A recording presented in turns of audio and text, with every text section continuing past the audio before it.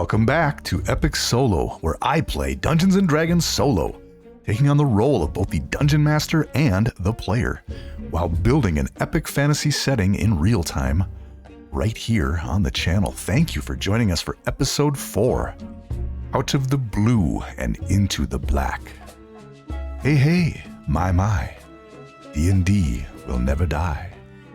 The title of this episode is not just a reference to one of the realm's most renowned bards.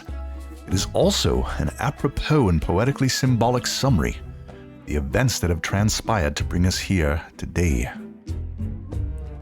The half-elven sorcerer Malfak, being washed ashore after drifting for days on the Sea of Shalahir, now finds himself at the precipice of his destiny. Peering into the darkness of what lies beyond the secret door that you now see here before you.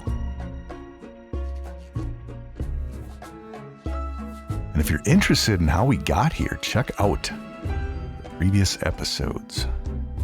And if you're liking the channel, subscribe. Hit a like button. Let us know how we're doing.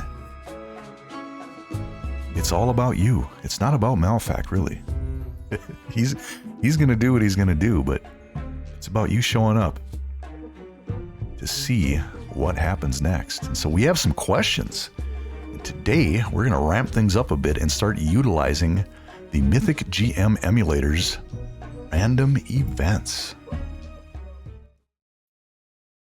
So random events can occur during scene setup or when asking a question on the fate chart, but they are also a fantastic way to spice things up and give some depth and context to any situation. And so as Malfak stands at the threshold of the secret door, ready to ask some questions, we're going to create a random event to give us some ideas and context for our next scene.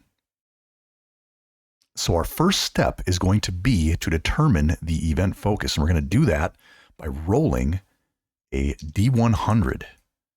And then if you take a look below the summary of resolving random events, you can see the results there for the event focus. So here we go. What is the event focus? 31. Introduce a new NPC. Awesome. All right, so step 2, we're going to determine the event meaning.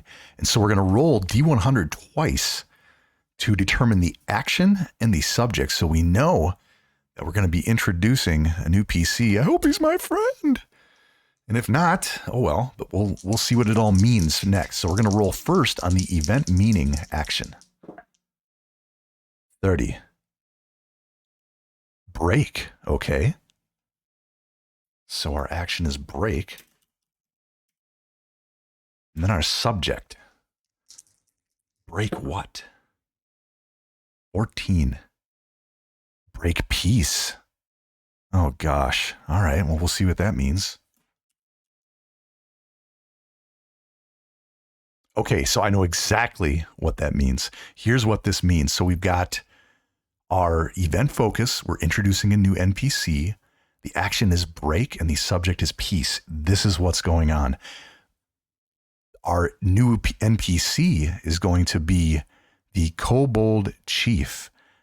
And so what's happening is that the kobolds in this area, this cave that is their home, they have a peace treaty with the pirates of the island, and it has been recently broken. And so the kobold chief, seeing Malfak, a humanoid, probably assuming he's a pirate dressed like a sailor, they attacked him on sight because they're at war. And so we're going to introduce the kobold chief. We're going to give him a name, and we're going to try to convince him via persuasion or intimidation or deception, whatever we have in our toolbox. We're going to use our charisma to try to convince this kobold chief that we have a mutual enemy.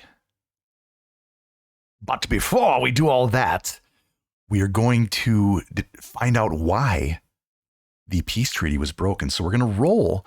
We're not going to ask a yes or no question, but we're going to use the event meaning, action, and subject to determine why the peace treaty was broken. And so the action, 32, delay. Okay. So we've got delay. And the subject, 95, punish. Ooh, delay punish. I love it. All right, so here's the deal. So I know exactly what's happening here. This is awesome. So the pirates, being the pirates that they are, the murderous, plundering pirates, they decided that they were going to plunder one of the caves that the kobolds live in, and in doing so, murdered a bunch of the kobolds, which they're really good at, murdering pirates. And so the kobold chief was like, "No! You must pay for your crimes against kobolds. We demand reciprocity. You must punish those responsible." And the pirates are like, "Yeah, sure. Well, yeah, we'll punish the pirates or whatever. You got it, buddy." And so they have delayed their punishment. And so they have not punished the pirates. And reciprocity has not been given to the kobolds. And so it's war. And so they're mad. And that's why the peace treaty was broken. All right, so let's update our adventure notes. And so to set up this scene, we rolled for a random event. And the event focus was to introduce a new PC, and we did. Chief Kashak, the kobold chieftain. And the action and the subject were break and peace. And so through that, we determined by asking another question regarding action and subject, delay and punish, that the pirates of the island have broken a peace treaty with the kobolds by murdering some of their pack. Really good at murder. And so Chief Kashak has demanded justice, but the pirates have yet to honor their word. Huh, imagine that. "Oh, don't worry about it. We'll take care of it. We'll punish the guy. Just don't worry about it, right?" And so they're mad. It's war. And so let's update our list. So we have a new character, Chief Kashak, and we have a new thread, Broken Treaty. And I also updated our thread with find his ship. Malfac wants to find his ship. It was a nice ship, the Ilmare. And so the pirates are like, "Hey, it's pretty nice." I would imagine they would want to keep that. So maybe we can get it back. And then our other thread was to explore the cave. But we see how things are going here. Because as we set up our scene, Malfac survives the kobold ambush. But he is met by spears as the kobolds take Malfac into their cave as a prisoner. So that's going to set up scene 2. And let's go ahead and get to the action.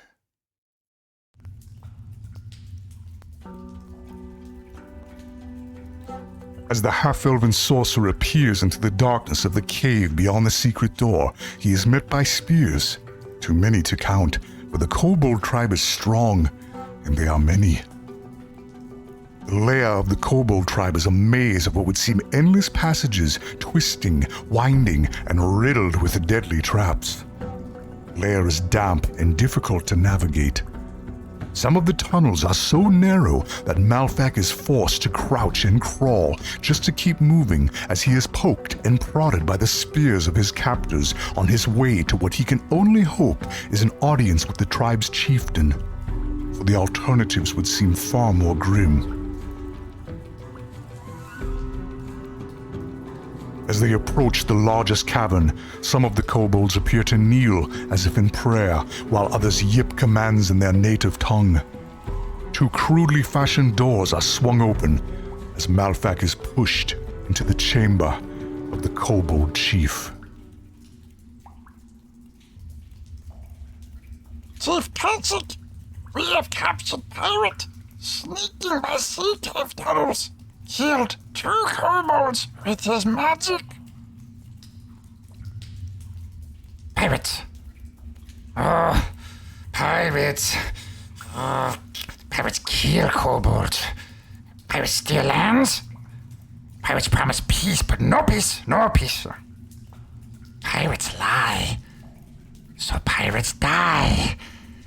Your head on the end of spear as example. Most honorable chieftain, I mean you no harm, nor any of your kind. I love kobolds. I think they're great. I am but a stranger, drift ashore, after the pirates that you speak of stole my ship, and they murdered my crew. That is why I was seeking shelter near your caves. I am Lucadian. I am no pirate. Shut up, pirate. Pirates lie. Always lie. No honor. You killed kobolds. Right, yes. I may have killed a few kobolds, but they died with honor in battle, and I was defending myself. I am so sorry. But perhaps their deaths serve a greater purpose. Your enemy is my enemy. And the pirates that have murdered your tribe and steal your lands, well, they have murdered my people and have taken from me that which cannot be replaced. I will help you. Together, we will drive them from your lands, and they shall pay. They shall pay the blood price. Silence! The pirates have been here for many seasons. Each new season, more pirates. Pirate tribes, war with kobolds, war with each other. Redcap tribe worst to kobolds. Many kobolds, but too many pirates. Yes, perhaps there are too many. I suppose. But with my magic and your fierce warriors, which I have seen in battle, they're very fierce, we can defeat them. Or at the very least, we can make them pay for their crimes. What say you, Chief? Join with me. I mean, I'll join with you. And together, we will defeat these pirates. The Redcaps, is that what you said? We will defeat them. Oh, see the Dungeon Master pop up on the screen. Malfac has talked himself into a persuasion check. And so, a little bit of background about Chief Kashak as we rolled on the NPC tables from the Dungeon Master's Guide before we entered the chamber here. And so we learned a few things about the Chief. Most interestingly, we learned he's a great painter. He's really a good painter. He's a good little painter. But we did learn some other things about the Chief, and here's what we learned. We learned that he wears very distinctive jewelry, and so he's adorned with earrings and a necklace and a nice circlet and some bracelets. He's very flashy. His high ability score is wisdom, so his perception's pretty good, and so I think at this point he does believe Malfac to be truthful, that he's not a pirate. His low ability score is strength. He's actually quite friendly when he's not dealing with a potential murderous pirate. His evil ideal, as he is lawful evil, is slaughter and tradition. And his bond is dedicated to fulfilling a personal life goal. And so one reason why that's important is because I think Malfac's speech about, you kind of challenged him a little bit, like, okay, so there's a lot of pirates. What are you just going to do? You're just going to let them beat you up there and take your lunch money? And so I originally had set the DC to 15, which isn't easy, but through that conversation, we got it to 12, and I think that's good. And so I'm going to make Malfac roll. And so let's take a look at Malfac's character sheet, shall we? We shall. And so Malfac's persuasion is +6. Thanks to that charisma score and his proficiency. And so here we go. We're going to see if we can persuade the Chief to join forces. I mean, for Malfac to join forces with the kobolds. Here we go. Oh, 19! Great success.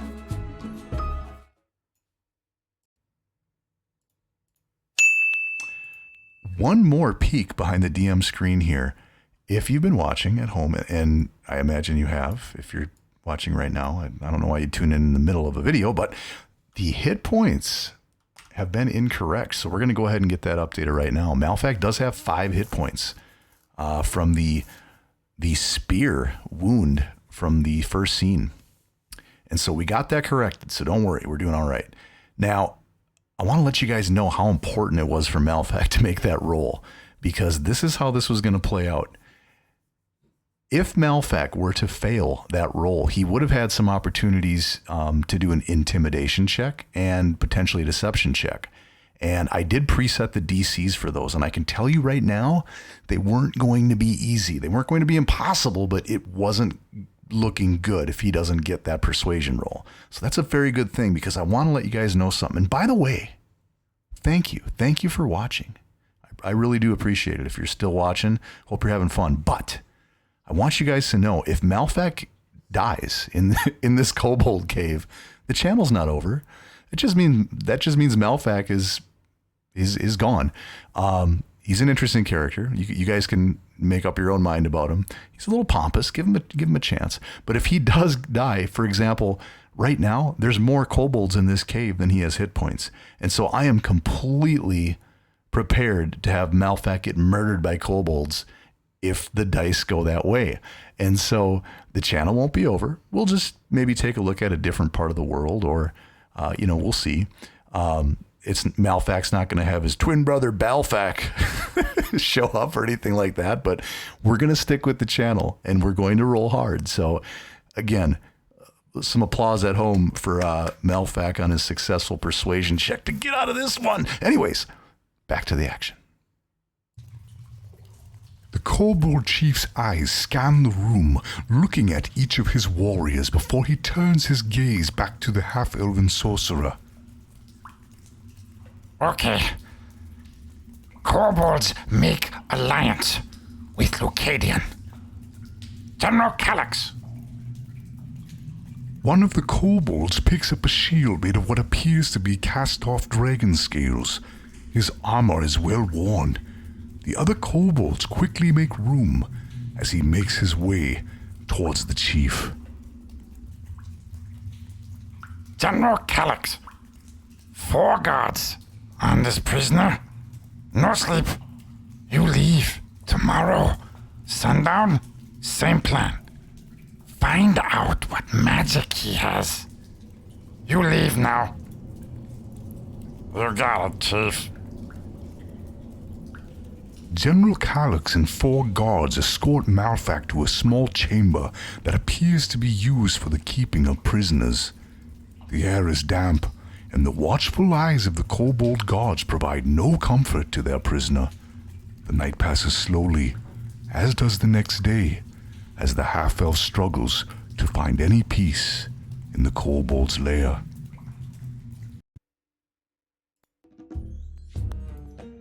And so that'll do it for episode 4, where we went out of the blue and into the black. We end our scene with Malfac behind bars, prisoner/ally of the kobolds of the unknown island. I wish I would have asked the kobolds what the name of the island is. I suppose Malfac will have some time to chat with the guards, so maybe we'll ask some more questions before our next session. And so we were able to persuade Chief Kashak that Malfac was not a pirate and that they share a mutual enemy. Also, probably more importantly, we convinced him not to murder us, because it's about 7 kobolds in that room and I had about 5 hit points, so that's good. And now we wait until sundown. And so let's update our adventure notes. So we have a new character. Let's bring up our adventure note sheet. General Calyx, whom I believe is a Dragon Shield kobold. And so that's pretty cool. We have a new thread, which is Kobold Alliance. And I'm glad we do, because that might have been the end of things if we didn't. And we can mark Explore the Cave as complete. Wasn't what I expected. But that's part of the fun, right? And it looks like scene 3 is going to involve some sort of attack on the Red Cap Pirates. So that should be fun. Actually, that should be a lot of fun. Expect some combat for episode 5, but then again, maybe not. That's all part of the intrigue, isn't it? You never really know what to expect. And so I will put the links in the description for some new resources we used for this episode, which I believe may have been just Volo's Guide to Monsters, but lots of great information about kobolds in that tome. So I do love me some kobolds. I'm very interested to learn more about this General Calyx character. He seems like a nice guy. So I hope the pirates don't murder him, but that's kind of their thing. One more thing before we go, let's take a look at our updated world map.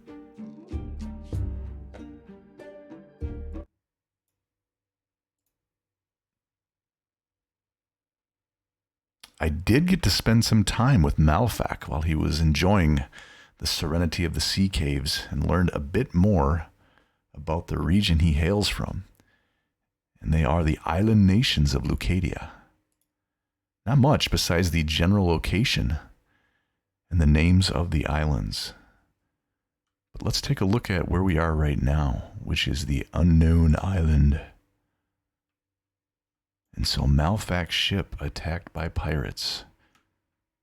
Now, this map is interesting. I mean, it's massive. And so as we zoom in, the pixels, the definition isn't there, but we sacrifice that for the scale. And so that last little red dot right there, that's about where he is. And he hasn't moved much since there, but it's still a pretty big island. But just to give you an idea, let's go up now to, and we are the Sea of Shalahir. And so we're, a couple 100 miles. Actually, probably closer to 1,000. It's a ways. I mean, it's a long ways. So they were on one heck of a trade expedition. And so these are the island nations of Lucadia. We'll zoom in a little bit more on them. We've got Lucadia, which is the big island. And we learned from Malfac too, there's 7 islands if you count, but one of them is a territory of the largest island. And I believe Malfac mentioned they were formerly independent. So there may be some intrigue there.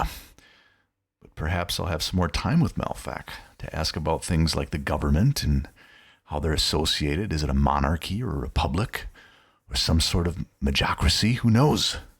The fate chart knows. But some information here. So Malfac is from Fallon, this island right here. And we'll learn more about it. Thalys and Thraeus. I know that they're known as the twins, but I don't know why. And so if you're like, how do you know this stuff? I'm just making it up as I go. I don't know where it comes from. Sometimes I do get concerned though where, some of these names come from. It's like, my mom's name's Fallon. Well, it's a beautiful name. I do know one. I'm going to give you one before we go here. I'm going to give you one behind the scenes. Lucadia. The island nations of Lucadia. You know what? I'm going to save that secret. For those of you who know, there's a beach named Lucadia. And there was a time in my life that I spent some time there. And so that's it. That's the only behind the scenes you're going to get. That's where some of this stuff comes from. And so it's fun to get into some of the names and that sort of thing. But anyways, I'll quit prattling on. Thank you for joining us here for episode 4. I had a lot of fun tonight. If you look over on the status box, it's like, you rolled one time, dude. I did, but it felt like it was the biggest roll I've ever done. And that's part of the fun. You don't need to necessarily hack and slash your way through everything. I mean, I wasn't going to be able to. That would have been the end of Malfac. And so we're lucky. If we didn't get that roll, again, we'd be adventuring with Malfac's brother, Balfac, who's not very interesting. He's actually just a dentist. So anyway, remember, you must gather your party before venturing forth, unless you're playing Epic Solo.